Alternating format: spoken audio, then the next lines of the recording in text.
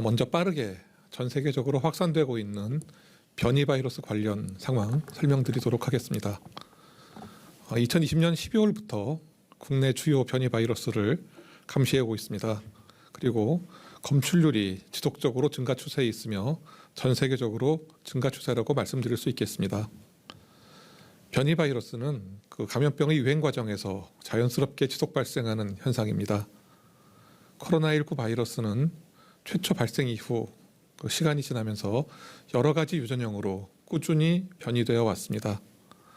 WHO는 이 중에서 그 전파력과 중증도, 백신 효과에 부정적 영향을 미치는 바이러스에 대해서 주요 변이 바이러스로 지정하여 관리하고 있습니다. 우리나라는 5월 기준 WHO의 권고 기준인 확진자 대비 5 내지 10%보다 좀 더 높은 15.6%가량의 바이러스에 대해서 유전자 분석을 시행하고 있으며 주요 변이 바이러스 검출 비율은 39.6%입니다. 전 세계적으로 검출률이 증가하고 있는 델타형 변이와 관련하여 6월 현재 델타형 변이의 국내 검출률은 1.9% 수준이지만 해외 유입의 경우 검출률은 37.0%로 높습니다. 따라서 해외 유입 차단과 바이러스 유전자 모니터링을 지속적으로 시행하고 하반기에 예정된 예방접종을 차질 없이 시행하도록 하겠습니다. 이번 주에 추가로 확인된 주요 변이 바이러스 확진자는 261명입니다. 바이러스 유형별로 보면 알파형이 223명, 베타형이 2명, 감마형이 1명, 델타형이 35명입니다. 이 중 34명은 해외 유입 사례였고 227명은 국내 감염 사례였습니다. 국내 감염자들의 신고 지역은 경기도 35건, 서울과 대구가 각 25건입니다. 변이 바이러스 주요 집단 사례는 총 13건이 신규로 확인되었고 알파형이 12건, 델타형이 1건이었습니다. 집단 사례 관련 확진자는 39명이고 관련 총 환자는 280명이 발생하였으며 집단 사례 1건당 평균 발생 규모는 21명이었습니다. 한편 지난 5월 4일부터 총 20차례에 걸쳐서 부정기 항공편으로 국내에 입국한 인도 제외 국민은 총 3,303명으로 현재까지 입국과 격리 단계에서 80명이 확진되었습니다. 이 중에서 변이 바이러스는 19명에게서 확인되었습니다. 그리고 바이러스 변이가 포함된 유전자군 또한 변화하고 있어서 유전자 분석을 담당 과장이 현재 변화 상황에 대해서 설명드리도록 하겠습니다. 네, 방역대책본부 검사분석팀장 김은진 팀장이 설명드리겠습니다. 네, 바이러스 변이 포함된 유전자군 변화 설명드리겠습니다. 바이러스는 유전적 분석을 통해 유사 기원 간 군집을 이루면 클레이드라고 하고 클레이드라 불리는 유전군으로 분류 명명됩니다. 그간 국내 발생률을 주도하는 유전자군은 2020년 1월 S군에서 2020년 2월에서 3월은 V군, 2020년 4월부터 2021년 4월에는 GH군에서 2021년 5월 G군으로 변화해 왔으며 5월 이후 현재까지 우리나라에서 코로나19 주요 유전군은 G군입니다. 유전군의 변이형을 포함하는 보다 큰 범주의 분류로서 알파형 변이는 GRY군, 베타형 변이는 GH군, 델타형 변이는 G군에 속하지만 국내에서 발견되는 G군 델타형 변이가 차지하는 비율은 매우 낮은 편입니다. G군을 구성하는 세부 유전형의 퍼센트는 97.4%를 나타내고 있으며 이는 이 중에는 WHO가 지정한 주요 변이 혹은 기타 변이 바이러스가 아닌 유전형으로 현재까지 여러 국가에서 확인되고는 있는 유전형이지만 아직 바이러스 특성 및 전파력 관련 특이 보고 사항이 없어 추가 연구 중입니다. 이상입니다. 네. 예, 다음은 돌파 감염 발생 상황에 대해서 말씀드리겠습니다. 6월 17일 기준 그 권장 접종을 완료하고 14일이 경과한 217만 2,526명 중 돌파 감염의 추정 사례는 31명이었습니다.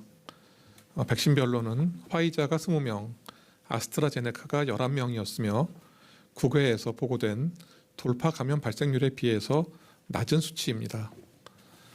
성별로는 여성이 20명, 남성이 11명이었고 연령별로는 80대 이상이 12명으로 확인되었습니다. 지역별로는 경기도 15명, 서울 5명, 제주 3명, 그리고 부산, 대구, 대전이 각 2명, 충남, 경남이 각 1명이었습니다. 역학조사 결과 이 중 11명은 돌파 감염 확정 사례로 확인하였습니다. 현재까지 위중증 및 사망 사례는 없었고 이들의 접촉자 중 추가 확진 사례 또한 없었습니다. 돌파 감염은 모든 백신에서 발생할 수 있습니다. 그렇지만 돌파 감염은 드물게 발생하고 또 백신을 통해 중증을 예방하고 추가 전파를 감소하는 효과가 지속적으로 확인되고 있어서 그 백신에 의한 효과 그리고 유용성은 여전히 계속되고 있다는 것을 말씀드립니다. 하반기 대규모 접종에 앞서서 6월 말부터 3주간 그 주말 휴무, 교육 휴가 등을 통해 센터의 재정비를 추진하고자 합니다. 그간 지자체를 중심으로 해서 상반기 방역과 예방 접종을 중단 없이 수행함에 따라 근본 예방 접종 센터의 재정비를 통해 다가올 대규모 접종에 대비할 수 있습니다. 동기간 동안 각 센터는 접종 여건을 고려하여 탄력적 운영으로 보건소와 의료 인력들에게 일시적인 휴식을 주고 안전한 접종을 위해 센터의 신규 인력과 그 위탁 의료기관을 대상으로 한 현장 참관 교육도 실시할 예정입니다. 다음은 백신 도입 추진 현황입니다. 백신 도입과 관련하여 개별 계약된 화이자 백신 65만 회분이 6월 23일 수요일 인천공항에 도착합니다. 이로써 상반기 도입 예정인 화이자 백신 700만 회분 중 635만 회분이 도입 완료되고 나머지 65만 회분도 6월 중에 도입될 예정입니다. 예, 최근 문제가 되고 있는 델타형 변이는 빠른 속도로 전 세계적인 우세형으로 되어가고 있습니다. 기존에 알려졌던 그런 알파형 변이보다 전파력이 높은 것으로 알려져 있어서 매우 어려운 상황은 맞습니다. 그렇지만 유행 통제를 위해 변이 바이러스에 대한 철저한 준비와 대응이 필요한 상황이고 막연한 불안감을 갖기보다는 정확하고 과학적인 대처가 필요합니다. 영국은 최근 신규 확진자가 다시 증가하고 있으며 특히 신규 확진자의 90% 이상이 델타형 변이로 알려져 있습니다. 그러나 영국 자료를 좀 자세히 분석해 보면 신규 입원자의 89.6%는 2차 접종을 완료하지 않은 사람이며 65%는 접종을 전혀 받지 않은 사람으로서 백신 접종을 완료한 사람들에 대해서는 상당한 예방 효과와 중증 방지 효과가 있음을 판단할 수 있습니다.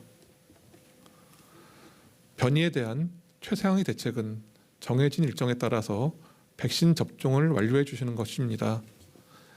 2차 접종이 예정되신 분들은 잊지 마시고 꼭 일정에 맞춰서 접종을 완료해 주시길 바랍니다. 그리고 1차 접종에 대한 과신으로 2차 접종을 받지 않으시면 충분한 효과를 기대할 수 없습니다. 방역당국은 오랜 유행으로 인해 사회적 피로 누적과 또 개인위생 수칙 등에 대한 주의가 이완될 것을 우려하고 있습니다. 마스크 쓰기, 몸이 불편하시면 빠르게 검사받기와 같은 개인위생 수칙의 준수, 그리고 정해진 일정에 따라 백신 접종 받기가 중요함을 거듭 강조드립니다. 방역당국 또한 안전한 예방접종과 빈틈없는 방역 대응이 될 수 있도록 최선의 노력을 다하겠습니다.